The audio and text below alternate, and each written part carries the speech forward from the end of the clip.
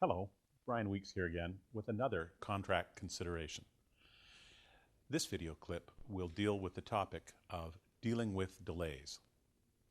In it, I'll discuss how the MMCD language, specifically GC13, applies to delays, as well as presenting some of the legal principles which also apply.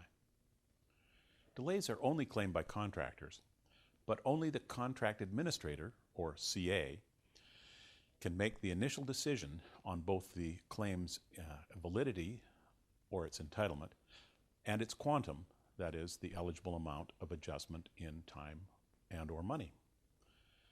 The first thing the CA must do when evaluating a construction delay claim is determine who is responsible. This slide illustrates examples for each of four possible sources.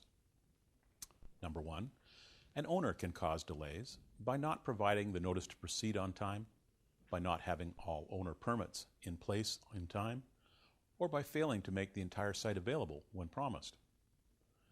Number two, the CA can cause delays for which the owner will be responsible by failing to give instructions in a timely manner, by failing to perform site inspections when promised, or by failing to sign off time-critical documents such as the Certificate of Substantial Performance.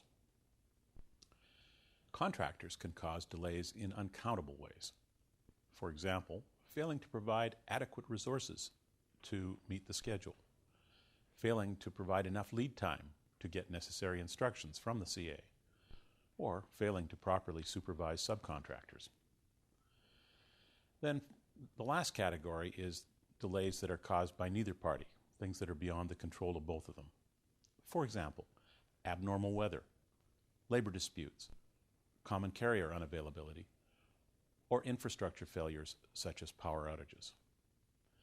Obviously, there could be many more chosen as examples in each category, but these should illustrate the point.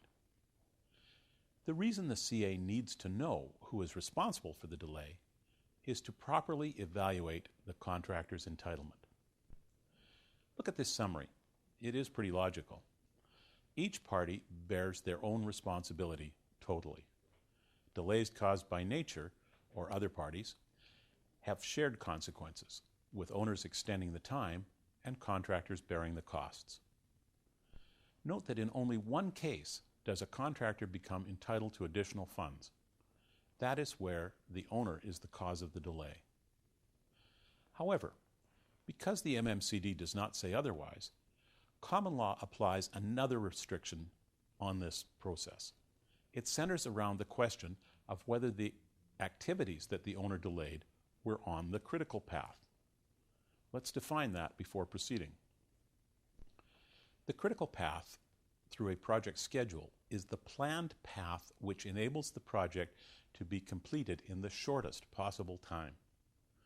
All activities on this path are considered critical. By definition, this means they have no slack or float time. Anything that delays a critical path activity will delay the final project completion date. By contrast, all activities not on the critical path have some float time, and until that float time is used up, the activity will not delay the final completion. Let's look at an example. In this slide, you can see that the critical path is the bottom row where all the activities are shown in red. This path is the critical path because those activities all have zero float. The critical path is not usually a straight line, it just worked out that way in this simple example. Delays on any activity on the critical path will push the completion date beyond the scheduled December 6th date. There are only two activities not on the critical path: electrical and sidewalks. Electrical has 5 days float time and sidewalks 7. If anyone caused a delay in electrical which lasted 4 days or less, electrical would not become critical. But if there was a delay of 6 days which affected the electrical activity, then electrical would become critical and the critical path would shift to include that item. If the owner caused the delay, then the owner would be liable for 1 day's delay time and for whatever costs the contractor incurred as a result. It is a given that unless the contract documents provide otherwise, the owner must not interfere with the contractor's plans and schedule. If the owner causes a delay on a critical path item, the owner will become liable for the resulting time and cost impacts.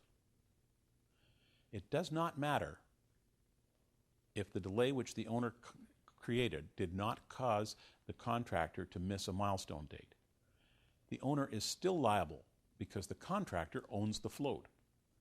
That includes any extra time that the contractor has managed to accumulate to get ahead of the schedule compared to the critical path as originally planned.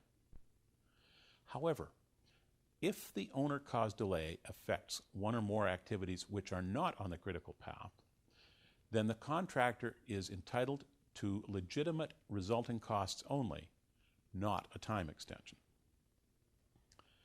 GC 13.1.1 defines what are legitimate and illegitimate costs related to a delay claim. Legitimate costs include all directly related costs of the delay. For example, the cost of providing site security while no work is proceeding due to the delay. Legitimate costs also include items such as standby charges for equipment or labor which is idle by the delay. The matter of calculating appropriate standby charges is covered in another of my contract considerations, how to calculate a fair standby charge. This GC also allows fixed markups of 10% for overheads and 10% for profit, and these would be compounded to an effective 21%. This is the factor the CA is to apply. It does not matter if the contractor used other values in the tender or in the delay claim submission. However, the GC specifically disallows any other indirect costs, such as lost opportunity costs. For example, the inability to bid another job because this one was delayed. Now, when making a delay claim, the contractor must have done three things. Number one, give written notice. There is no retroactivity prior to when the delay reasonably should have been recognized. Number two, kept the daily force account records as required by GC 10.3.1 to document the components of the delay costs each day. And number three, not have covered up or made inaccessible for investigation the cause of the delay. Both the CA and the contractor must understand that failure to do any of these things will invalidate the delay claim. In addition to these three requirements, the owner has a right to expect the contractor to mitigate the costs and time caused by the delay.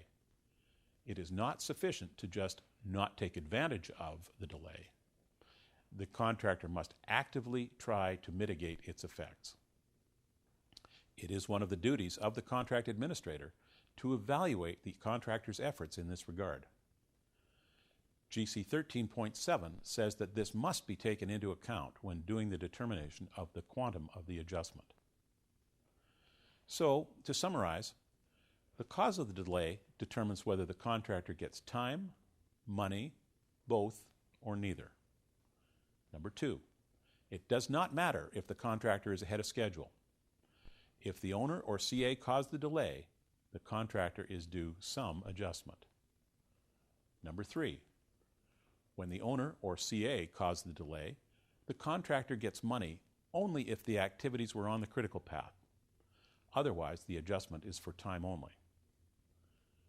Number four, the contractor must give timely notice, keep daily records, and not cover up the cause prior to investigation by the CA, or the delay claim will fail. And finally, number five, the contractor must attempt to mitigate the owner's costs, and the CA must take this into consideration. I hope this has helped clarify this contract consideration. Please check our website for further assistance and to see what other topics are presented in this series. Thanks for watching.